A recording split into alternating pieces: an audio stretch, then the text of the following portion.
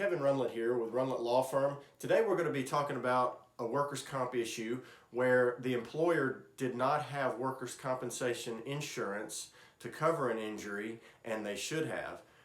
First, when should they have insurance to cover workers' comp situations? Basically, in Mississippi, if they have 5 or more employees, they are required to have a policy of insurance to cover work-related injuries under the workers' compensation law. The workers' compensation law is supposed to help get a worker back to work as quickly as possible. The money to help them with their medical bills is supposed to come easier. They get some benefits to help them while they can't work to get back on their feet.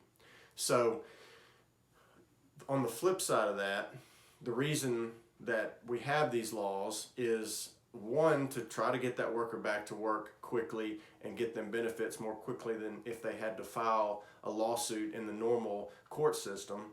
But also that employee that's injured is not allowed to sue their employer for anything but workers' comp benefits. So when should an employer have a policy of insurance for workers' compensation situations?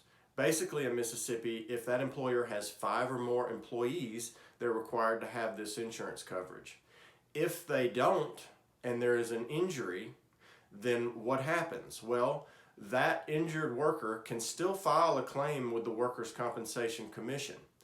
They can still be awarded benefits for medical coverage and wages. And that employer that was supposed to have the coverage that didn't is precluded from making some of the normal defenses that they could have made had they had that policy of coverage. Another avenue that that employee who is injured can take is to file a lawsuit in the normal court system and get all kinds of damages from that employer. So that's the nutshell of what goes on in Mississippi with employers who do not have coverage and should have. If you have any questions, just let us know.